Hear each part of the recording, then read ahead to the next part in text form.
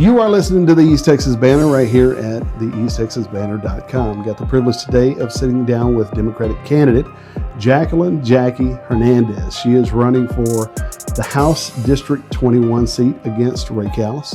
And you are from where again? Vidor, Texas. Okay. So I actually grew up in Vidor. Okay. Moved away, as a teenager. My parents moved me mid-high school. So teenager, I was dramatic. You're taking me away from my friends. I graduated from Lamar after Bridge City High School, and I moved back to Vidor. Okay. So local through and through, lived in Southeast Texas my whole life. I was born in Houston, but raised in Southeast Texas. So I am a Southeast Texan girl. At one point, I didn't think I had a country accent until I went to visit friends in the North. And I realized, oh, no, I'm country through and through, you guys. Sure. I use y'all every other sentence. Well, thank you for taking time to sit down with us. I want to kind of give you open space, to be honest with you, kind of to share your vision and direction for why you're running. Why you're throwing your hat in the ring. So I guess that'll be the first place we start. Why do you feel like 2026, you decided to throw your hat in the ring? Yeah, first of all, thank you for the opportunity to come out and speak, because that's what I do. I get to know people and people get to know me. Well, like I said, lifelong Southeast Texan, and I feel that I've always been here to serve the community in different capacities. I've been a mentor for both high school and college students since, it's been a long time, for about 15 years now, doing that work. I was a Sunday school teacher for about 10 years in my parish that I went to in Beaumont. And I help out in a number of different things. I'm involved in the arts. I'm involved with going with parents to the schools to be able to help them navigate some things. Okay. And whenever people have complaints, they come to me as a resource, like, hey, I have this type of issue. Who should I reach out to? And I help connect people to the right people. Okay. Because I don't know everything, yeah, but I can always find a way to help in some capacity. Gotcha. And why I'm running now, because my community called me to run, and I answered that call. As a servant, I don't do things necessarily for self-interest. I am moved in a manner where my community needs me to move.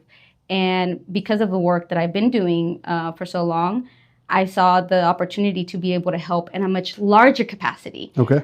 Due to the experience and the work that I have done. I'm very solution-orientated. My slogan for the campaign is actions, not words. In Spanish, that's hechos, no palabras, because that's what I base a lot of things on. Hey, if you're going to complain, you should be doing something about it. Otherwise, you're just complaining. Right. Yeah, okay. And so this year, I was asked a couple times, and I said, yeah, you know what? Why not? Yeah. I've been able to do this. Let's bring it up. Let's bump it up. Okay. What do you feel like is specific to House District 21? What do you feel like is the number one issue we're dealing with around here? So we although we do have a number of issues, the way that I've been able to look at it and see it, accountability. A lot of the complaints that come to me and people need help with, it's like, hey, I need help following up on a water bill. I need help following up on something in my kid's school. And many times it's the follow through is not there, for miscellaneous reasons, a variety of reasons. Sometimes it's an easy, this is the person to blame. Other times it's the whole system that you realize, oh my gosh, people are falling through the cracks this way. And, I've worked in the Texas legislature already before, so I know firsthand how things actually work. And one of my biggest complaints is politicians are lazy. Not all of them, but a lot of times, sometimes it's just that extra mile you have to go to. And to be a true servant to your community, you should be going above and beyond, because you're there to represent and help make life easier, not harder. Yeah, no doubt. What did you do specific with legislation? So I, while I was a student at Lamar University, I got the opportunity to intern in Austin. And that's something that really opened my eyes. I was, bright-eyed, bushy-tailed, I'm going to come save the world. I'm young. I have a lot of aspirations. I want to do a lot of great work. And, reality hit me in the face. I realized firsthand that a lot of it's show. A lot of it's just, they're telling you one thing, but behind the scenes, other things are happening. And working in that office, I was very hands-on. It wasn't like, oh, you just get to have a nice experience. It's you need to answer every constituent. You have to be professional. It's not about you criticizing anybody. You're here to listen to them, take down their information. If you get enough people complaining about the same thing, if you pick up patterns, follow that pattern. How can we resolve this? How can we do this, right? Mm-hmm. And, I saw firsthand how legislation can get passed. I helped work on a bill that passed in the state of Texas to be able to relieve the ad valorem taxes for the spouses of fallen soldiers, and seeing how policy actually affects food on the table. Sure. And it's like ad valorem taxes is fancy word for property taxes. So are you telling me we can legislate property taxes? And I'm like, wow, you can actually do good work that affects people right now. Because a lot of things people see it as long term. And we need help now, not in 10 years from now. We need something that's going to help us right now. Yeah, no doubt. No doubt. There's a lot of people who are feeling that right now. What's some of the feedback that you're actually hearing from the people? Yeah, I've been going to a lot of community events. I'm big about those that are claiming to serve to go out to the people versus expecting people to come to us. And, at these events, I have my clipboard and I have a survey that I give people that it's really quick. Try to make it as simple as possible, but they can talk about whatever they want as much as they want. Okay. And I can hear the passion. And, we talk about property taxes in general, the day-to-day living, gas, groceries, veterans' health, education. We talk about cannabis legalization, the topics that people want to talk about. Right. And I've been getting a lot of feedback. Most people it's very positive feedback, like, oh, wow, I've never actually been asked this. We all hear about these surveys and polls, and then we ask ourselves, who did they ask? Because they didn't ask me. Sure. And so I'm like, no, I'm bringing this back home. I'm going to ask the people home what they want. And it's been very positive feedback, and those are the main concerns. Here in our area specifically, hurricane and post-natural disasters assistance is big. When it comes to the infrastructure, education, I hear a lot of needs in the education. I have a lot of friends that are teachers that are in our public schools, and they're having to handle the heavy burden a lot of times, the teachers themselves. When it comes to taxes, people want to know, I understand why taxes exist to be able to provide things for the public good, but we're not seeing it. Why not? Right? I'll use my favorite example to use as how a legislature can help you real quick. Let's talk about insurance, health insurance, car insurance. Whenever a municipality doesn't take care, so whenever the city doesn't take care of the maintenance, like the ditch digging, keeping up with the roads, your house insurance goes up, your auto insurance goes up. So one, you're already having to deal with the maintenance not being done and the flooding that's happening because of it, or the damages that you get to your vehicle because of the potholes. And on top of that, you have to pay higher premiums on insurance because your neighborhood has bad roads, because your neighborhood has bad flooding that could have all been, taken care of with proper maintenance. And whenever you go to the cities, because again, I go with people sometimes to do these complaints, and I'm just there to listen, to help them and guide. Right. And even the city is like, well, we need more support. Sometimes it's not necessarily the money that's the problem. It's the support. It's the accountability or the follow through.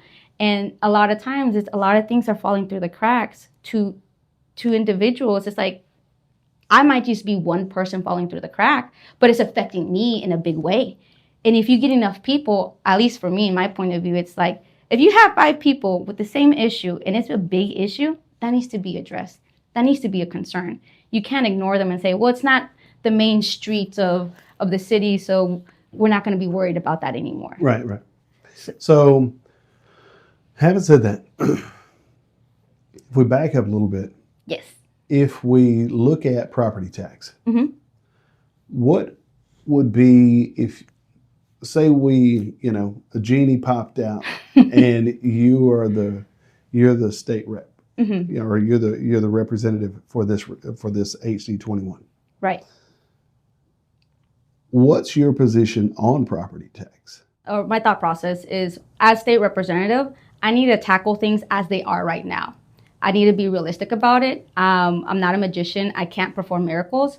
So one of the things that I want to do is first stop the raising of the property taxes. Let's start right there. And how can we improve things in the area to show like where your money's going to? And as things are improving, if you're keeping up with the maintenance, if you're keeping up with the follow throughs, slowly but surely, that can decline. It's not I'm gonna drop it to zero tomorrow. It's slow but steady. It's hard work. It's a lot of follow up, and it's something that will keep me busy. But I ain't scared of hard work. I'm ready to do it. Let's look at it as is and follow through with it. A lot of times it's the follow through and it takes a lot of time. And time is the most precious thing that we have. People don't want to waste their time. And for me, it's like, that's not a waste. That's what we're here to do. And that's what I'm going to be doing, making sure that I'm following up with those things. One, stopping it from raising, because I own a home. And I know every year my property tax goes up. And in my area, it looks worse every year. So I'm like, why? So you're telling me the value of my house is going up, but just look at it. Mm-hmm. Look at what's around it. I don't see it going up. I haven't made a major improvement in my house since I bought it. So why is that happening?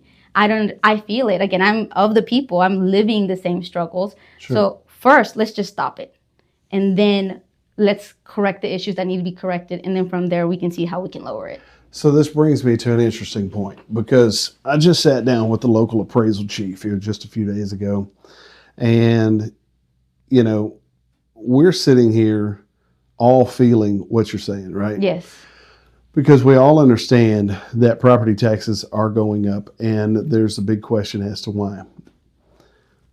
The way the legislation currently is set up, mm-hmm. which I think is kind of weird, but the appraisal districts are having to value the home at 95 to 105% of the value that the state says it should. And if they don't, the schools don't get their funding. Yes. And I'm sitting here going, okay, if that's the case, first of all, why are we tying the appraisals? I mean, granted, I understand there's entities involved, and the schools are part of the entity makeup of each county and that type of thing. But something's got to change there, because the schools shouldn't be affected because we have an influx of mm-hmm. Western America, mm-hmm. West Coast stuff moving here. I've got a friend of mine who has a half acre or a quarter acre piece of property. It's over $1 million in California. And I'm like, it must be beachfront. He's like, no, we're behind a trailer park. I'm like, what? But whenever they look mm-hmm. at on Zillow and they're going, you could get 20 acres in Bonware, Texas, or Cougar Country, Texas, this type of deal. Yeah. I mean, you can get 20 acres in Evadale for X amount. Let's go there. And so consequently, that influx of people, forces the overall numbers up. So I guess that's really my question, is what's logical, because I think if we stop the property taxes, I think on the backside of it, we've got to figure out why these schools are tied to all this and how that works. Because I know Texas stepped up and did, mm-hmm. They threw in more money for maintenance and operations for schools, and that was a good step. Absolutely, yes. But to me, it's like even on the low key, I'm kind of sitting here going, people who have served in our military, mm-hmm. people who are over 65 should not have to pay tax on their property anymore. That's just my personal opinion.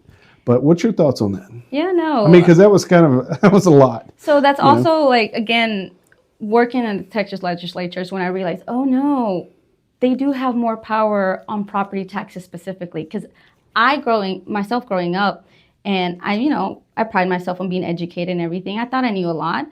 When I worked at the Capitol, I realized, I know nothing. Mm-hmm. Like the reality, what I've been told, or the assumptions that I've been told, do not align with the reality talking about that, right?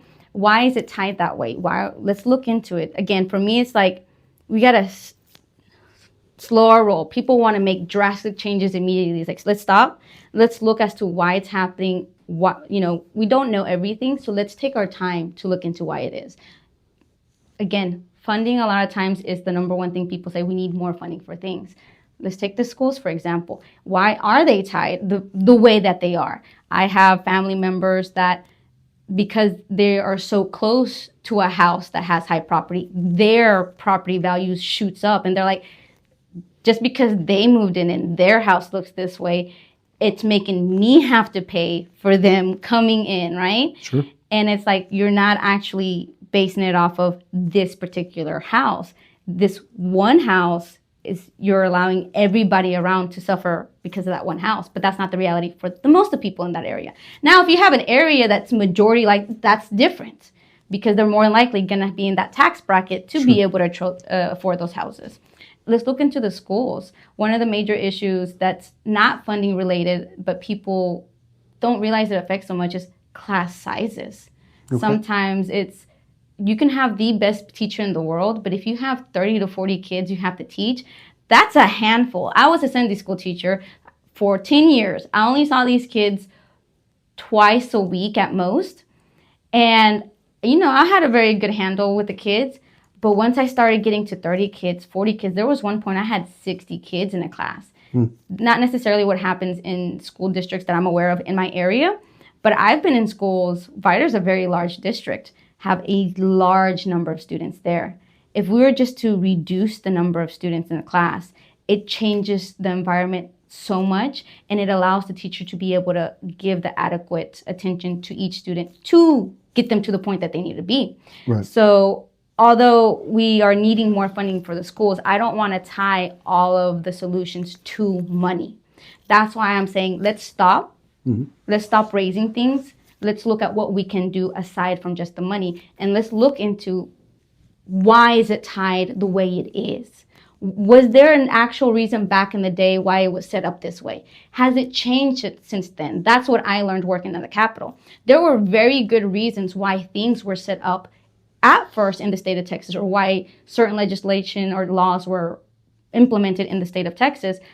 But times have changed. Have we taken the time to sit down and look at it as we get these complaints, right? Because we can't sit down and read the Constitution of Texas all day, every day, because we're going to get stuck real quick. There's a lot of issues that need to be fixed because it's based off of back in the day, right? We're not back in the day anymore. But that doesn't mean that we shouldn't stop, analyze, look at it, see what's the good from it, keep that, and let's work on improving it later on. No doubt.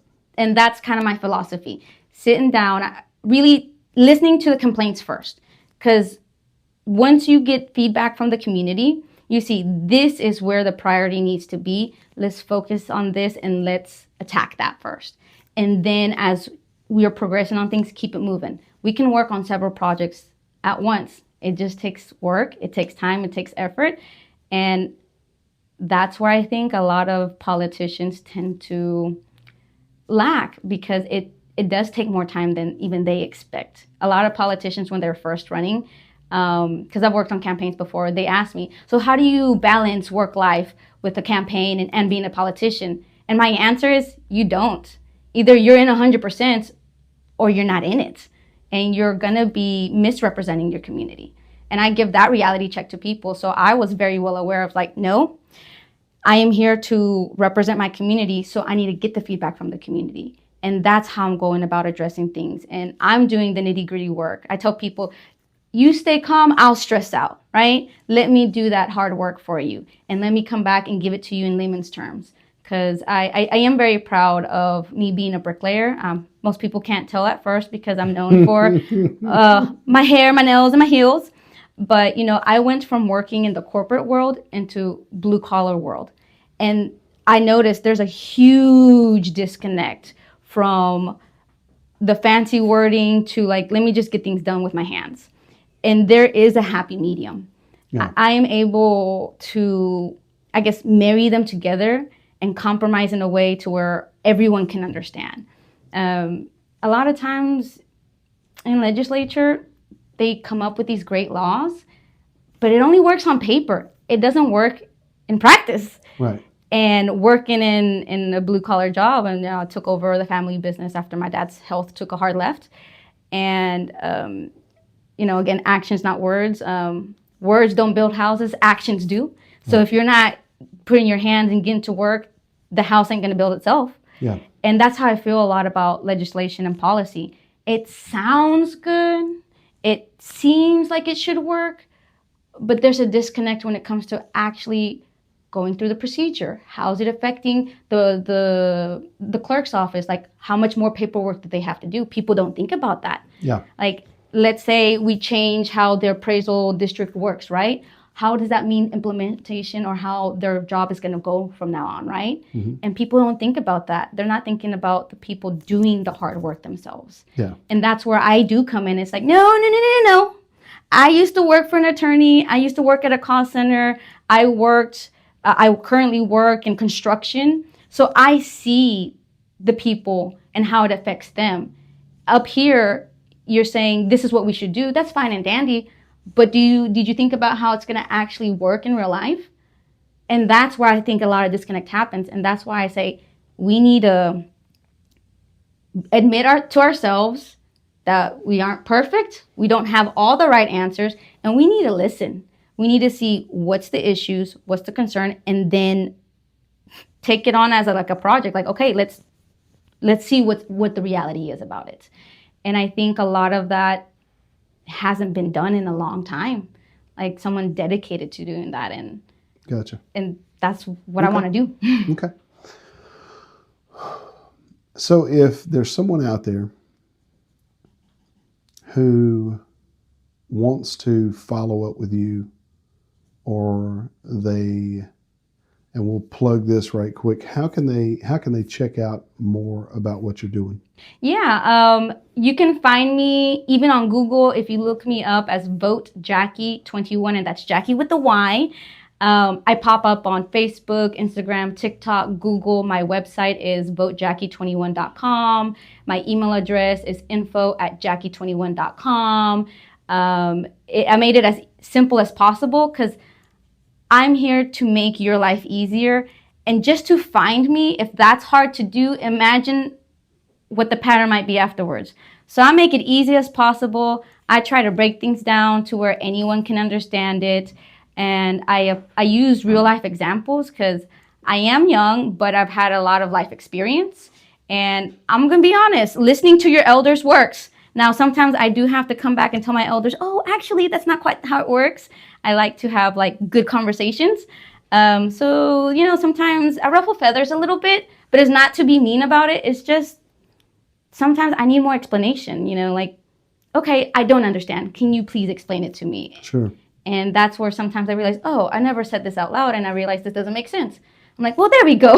We help each other out. Right. Yeah, no doubt. So once again, on the website? Yes, it's votejackie21.com. Okay. It's all together, Jackie with a Y. Okay. Because I have to be different. Okay. So is there one last piece that you want to throw out here to the people? Really, I mean, this is going to pretty much go everywhere, I think it would. Yeah. Or people are going to have access to this. So what would you like to say to the people of HD21? I am here for you, first and foremost. Okay. I am not here for self-interest. I'm here to be an example of what representation should be. Okay. I want to get to I literally have a plan of what to do once I'm in office, how to tackle things. I'm not scared of ruffling feathers from both sides of the aisle. I'm a big critic of both parties. I'm very open about that. And I am ready to have the uncomfortable conversations. I want the hard questions. I want I want people to, the word in Spanish is exigir. Spanish was my first language, but English is what I speak the most now. But I want people to demand more explanation, to demand more clarity. Because I think that we as citizens have an obligation to have a certain standard of expectations for those that we elect. Right. Because if you're an elected official, you are there placed by us, the community. So you should be listening to us. And if we don't feel good with the answer that you gave us, then we should demand more explanation. And I'm here to do that, regardless of who you are, what your upbringing is. I tend to get along with everyone. And if I don't, you know what? Everyone's not for everyone, and that's okay. We can agree to disagree. But give me a fair shot. People, as soon as they hear of who I might be, they're like, oh no, they dismiss me immediately. And I was like, no, get to know me. I bet you're scared you're gonna like me more than you think. Sure. And I don't know. I just really care a lot about people. I truly am a people person. People say they're dog people. I'm a people person. I understand that completely. I'm trying to figure out how to be a better people person myself. So, when is the election? So early voting is October 19th through the 30th, and election day is November 3rd. I highly recommend people to go through early voting. It is super simple. I'm an elections worker in Orange County. I can't this time because I am running for office. I miss my ladies. But it is a lot easier than people think. Sure. Half of the time you can find most of the information on Google. For example, Jasper County, Orange County, Google Orange County, Texas, specifically, because if not, it'll take you to California. Google Orange County, Texas elections, information will pop up. I'm all about making things easier for people, making it easy to find, and making it user-friendly. Like, I'm tired of these complicated things when in reality, it should be a lot easier. And it's like, we are capable of doing it, and it doesn't cost that much money. It just takes a little more elbow grease to get it done. And I'm ready to do that. Miss Jackie, I really appreciate you taking time to come up here and sit down. And good luck to you in your endeavor. Thank you. I appreciate you. Thank you to everyone listening. And hit me up. Holler at me. I'm everywhere all the time, literally. You'll probably see me running around with the red dot. That's me. That red hair, that's mine. Thanks again. Thank you.